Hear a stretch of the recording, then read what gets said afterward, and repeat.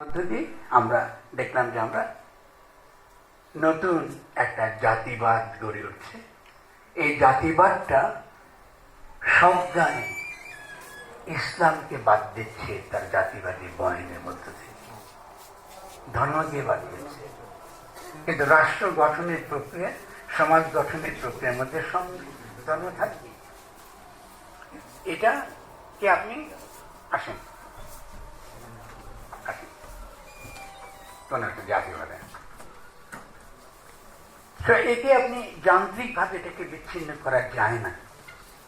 এই যান্ত্রিকভাবে বিচ্ছিন্ন ধারণাটা আমরা কোথায় পেয়েছি জানি না। এটা এমনকি পাশ্চাত্য নেই।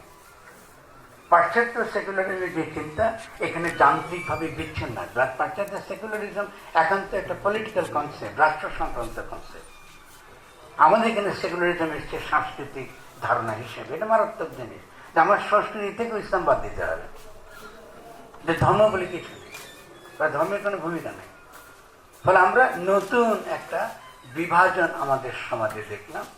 ৭১-এর মুক্তিযুদ্ধের পরে আমরা অতি সহজে পারতাম আমাদের বাঙালি ধারণার মধ্যে ধর্মের যে জিনিস, ধর্মের যে অন্তঃশ্বাস, তার যে মর্ম, এটাকে আমার ভাষা এবং সংস্কৃতির মধ্যে ঢুকে নেব।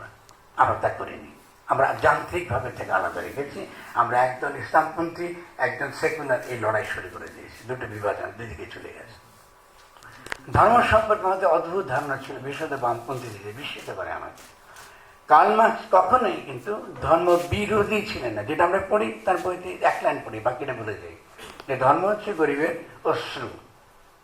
এই ইহলোকে সে যা পায় না, যা সে পায়নি, এই যে তার না পাওয়ার বেদনা, তারই কিন্তু দীর্ঘশ্বাস হচ্ছে ধর্ম।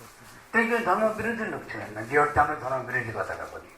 আর ধর্ম বিরোধী হবে বা কেন? তার কথা ছিল, দেখো যদি আমি ধর্ম বিরোধী হই, যদি আমাকে নাস্তিকই হতে হয়, তাহলে তার একটা মাত্র যুক্তি থাকতে পারে। সেটা কি? সেটা হলে মানুষের মহিমা কায়েম করে। যে আমরা ধর্মের নামে সমস্ত মহিমা আল্লাহর উপর চাপিয়ে দিই। বিশেষত খ্রিস্টানিটির মধ্যে এটা প্রবল।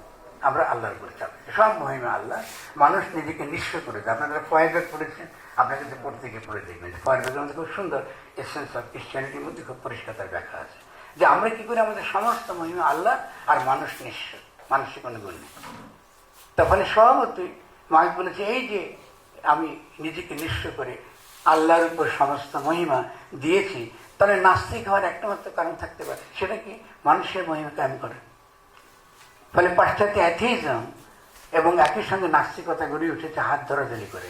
নাস্তিকতা বলে কোনো এপিস্টেমোলজিক্যাল আপনি লেখা কারোর মধ্যে পাবেন না। সে কান বলুন কি হেগেল বলুন, কারোর মধ্যে কিন্তু, এমনকি নিশ্চয়ের মধ্যে পাবেন না। গড ইজ ডেড বলার পরও তবুও সে ধর্ম সম্পর্কে তার যে বক্তব্য, তার মধ্যে তথাকথিত বঙ্গীয় নাস্তিকতা নাই। অদ্ভুত ব্যাপার, এত পশ্চাৎপদ চিন্তা কখনো ছিল না। ফলে বাংলাদেশে কোনো নাস্তিক নেই, প্রথম আমার প্রস্তাব না, কখনো ছিল না, এখনো নেই। কারণ নাস্তিকতা মাত্রই মানুষের মহিমা কায়েম করার দর্শন। এটা কিন্তু এপিস্টেমোলজিকে আল্লাহ আছে কি না এই তর্কটা না, এটা বালকীয় তর্ক, এটার কোনো অর্থ নেই। তো যেটা হয়েছে আমরা এই কাজটা করেছি কিন্তু সেমিটনের পরে।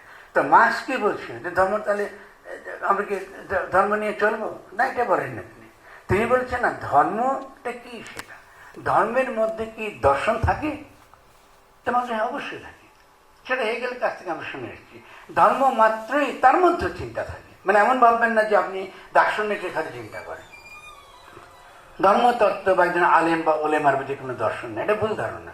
কোরআন শরীফের যে কোনো দর্শন নেই, অবশ্যই কোরআন শরীফের দর্শনের বইয়ে বটে, আপনি পড়তে চাইলে পড়তে পারবেন। তাহলে কীভাবে পড়বেন? মার্ক্সের পদ্ধতি ছিল অনেকটা, আমি আপনাদের একটা প্রতীক দিয়ে বোঝাই। সেটা আপনি চিনেবাদাম তো খান সকালে, চিনেবাদাম খান। তা চিনেবাদাম যখন খান তখন কী করেন? বাড়ির খোসাটা ভাঙেন, বাইরের খোসাটা ভেঙে ভেষরের শাঁসটা বের করেন, তারপর ওটা খান। তো ধর্মতত্ত্ব এরকম।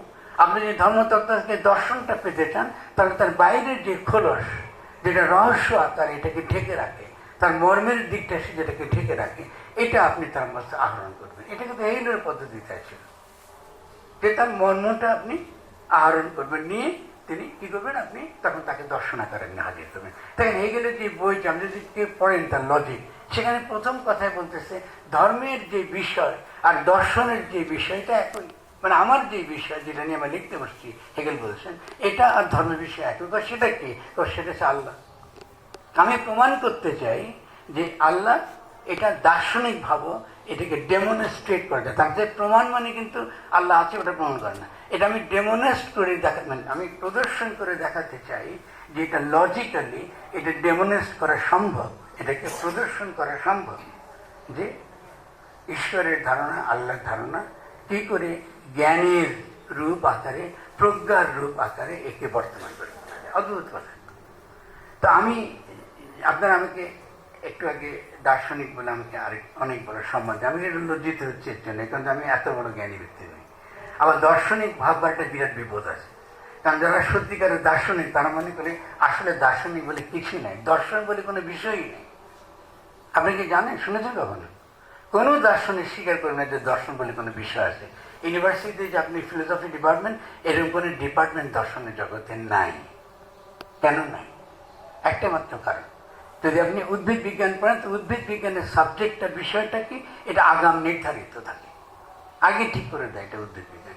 আপনি যদি ফিজিক্স পড়তে চান, এটা আগাম নির্ধারিত থাকে যে এটা ফিজিক্সের বই।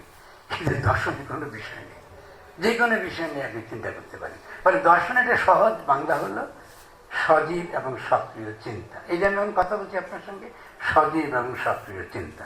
প্রত্যেকটা মানুষ সহজাতভাবে দার্শনিক, এটা তার ফিতরাতের অন্তর্গত, এটা তার স্বভাবের অন্তর্গত।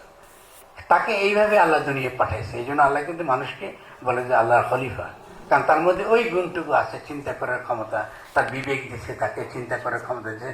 ওটা দিয়ে তাই কিন্তু মায়ের পেট থেকে নামিয়েছে। মায়ের পেট থেকে তাহলে বেরিয়ে আসেন, আপনি কিন্তু বগল তলের পরাশর নিয়ে আসেন না। কেউ আনছেন কি? আনছেন? আনলে বলেন, আনতেও পারেন। যদি নিয়ে এসে থাকেন, কারণ আল্লাহ কোনো প্রিন্টিং প্রেস নাই আনফর্চুনেটলি। ফলে আপনি কিন্তু এসেছেন বিবেক নিয়ে, আপনার বুদ্ধি নিয়ে, আপনার প্রজ্ঞা নিয়ে, আপনার কল্পনা শক্তি নিয়ে, বিভিন্ন বৃত্তি নিয়ে। তো সেজন্য সে বলছে যে কোরআন যখন তুমি পড়বে, এই যে তোমাকে বৃত্তি নিয়ে পাঠিয়েছি, এই যে তোমাকে বিভিন্ন রকম কি বলে কল্পনা শক্তি, বুদ্ধির শক্তি, কেমন যুক্তির শক্তি, এত কিছু দিয়ে তোমাকে পাঠিয়েছি, ওটার দ্বারা তুমি কোরআন পড়বে যেন কোরআন কি এটা থেকে তুমি হেদায়েত পেতে পারো, পরামর্শ পেতে পারো।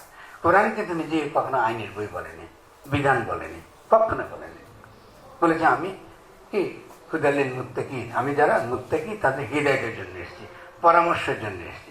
যদি এই কথাটুকু, অন্য কথা বাদ দিন, শুধু এই কথাটুকু মনে রাখেন, আপনি সঙ্গে সঙ্গে বুঝবেন যে কোরআন কত বেশি দার্শনিক দিক থেকে কত ম্যাচিউর।